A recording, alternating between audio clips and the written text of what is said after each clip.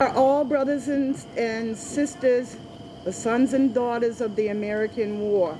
American Revolution. Right. Well, there is many parts to the American Revolution. Everybody thinks the American Revolution was just one factor. No. Did you fight in the American Revolution? They'd be going, too. No.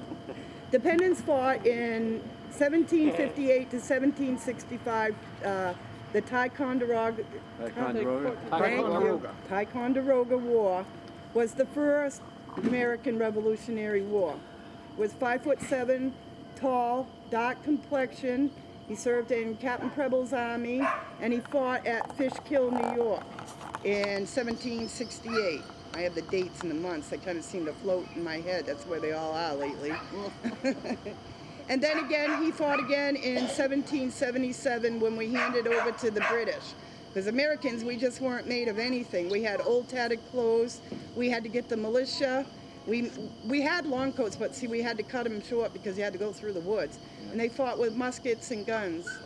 And the Americans didn't have too many casualties, but the British and the French and You're not related to the British and the French, so get back to the track. well, that is the track. Yeah. Make a It's long all right, story. and we know where you So as time goes on, all of Harpswell, Johnson John 1709, cut the wilderness from York, Maine to Harpswell, Maine, which is the main road. He cut every inch of that wilderness with his family and others, the Baileys, the Orrs, and the Merrymen, to come to Harpswell. One of his sons'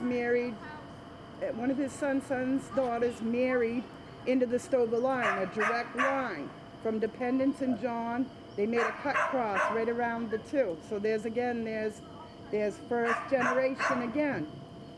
And then later on, down the line, his son had a daughter, John's son had a daughter, and she married a Hutchins, and the Hutchins are the Ally family, and they married right back into the Stovers line of Boothbay. So we have some pretty tainted blood, I would safely say. Not once, not twice, but 3 times around.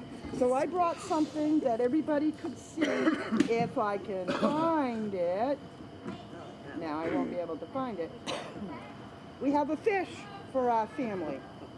And the fish has Dependence on the top, it has John on the bottom, and the link that goes the total Stover line up till Joseph 1712. It's all blood Stover. Okay, and then it comes again, the line follows down with John, and then the young girl, she married into a Hutchins, and it run right into our line with Dependence 1764, which is Dependence 1735 son. I got you lost already? I know where you are. And we can't leave George out, the one that takes us to Blue Hill.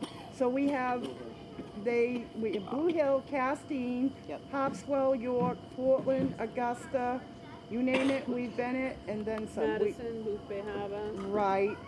Aunt Bev was asking me where her family came from.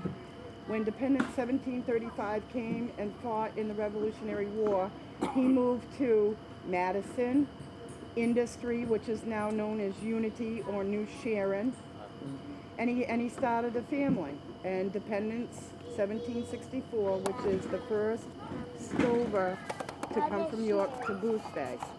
Okay? And he and Dependence had a son named Ebenezer. Ebenezer is also known as Samuel, which is news to me.